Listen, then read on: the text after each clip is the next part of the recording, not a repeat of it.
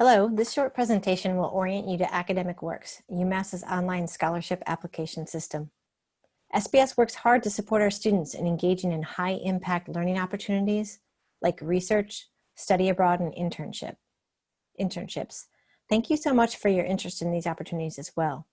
We hope you'll walk away from this presentation with three things: a basic knowledge of Academic Works, the confidence to set yourself up to begin applying for awards, and an understanding of where to get additional support if needed.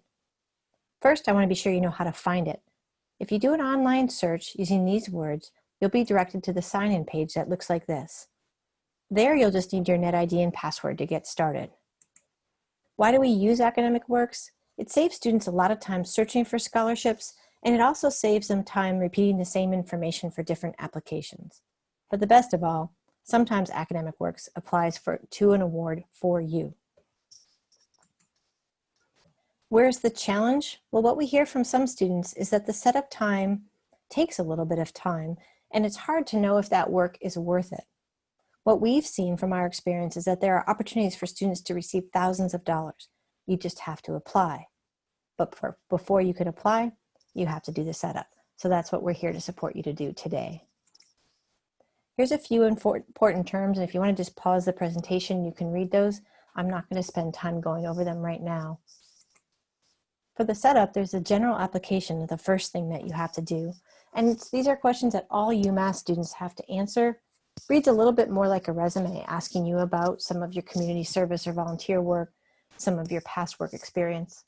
You'll also have to grant permission for UMass to use your SPIRE data, and that permission is renewed every fall. The conditional application or college application is unique to each college that you belong to. So if you add a major at some point in your career or join the Honors College, you'll have multiple college applications. SBS will ask you 3 questions, and we hope it's an opportunity for you to tell a little bit more about your story. We require you to update this every fall.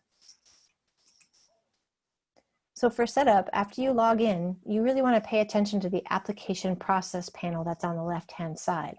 You'll be asked to update the general application, then your college applications, and then a list of recommended opportunities will be generated.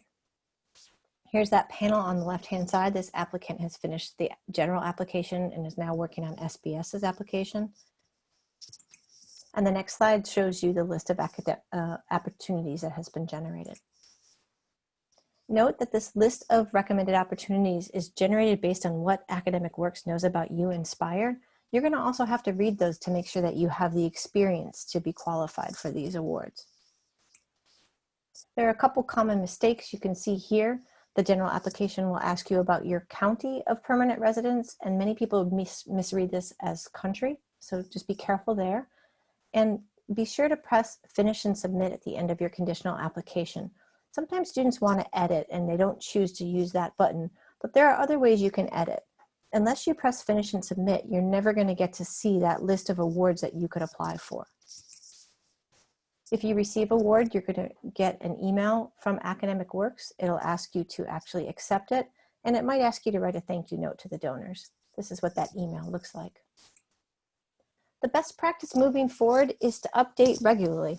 The general and conditional application should be updated at least once a year, but really anytime your experience changes, you should go in there and edit. You want to be able to show a profile of you with all of your experience. Please log in regularly to check for new awards. Your major, your college, even UMass generally has slightly different award cycles. So if you log in regularly, you're going to find new opportunities you can apply for.